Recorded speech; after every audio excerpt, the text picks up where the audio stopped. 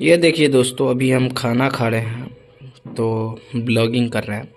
खाना खाने के टाइम भात सब्जी और दाल, यानी कि दाल भात सब्जी देखने में तो बहुत स्वादिष्ट दिखने में लग रहा है। अब खाने के बाद पता चलेगा जो खाना कैसा बना है। और खाना बहुत ख़तरनाक लग रहा है दिखने में। तो आप सब हमारे ब्लॉगिंग चैनल पेज पे जुड़ जाइएगा।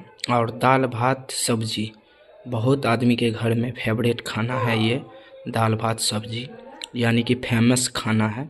और आप सबको देखते ही मुंह में पानी आ जाएगा, क्योंकि दाल भात का जो है ना खाना बहुत रुचि से आदमी खाते हैं। दाल भात सब्जी जो कि बहुत ख़तरनाक खाना लगता है खाने में।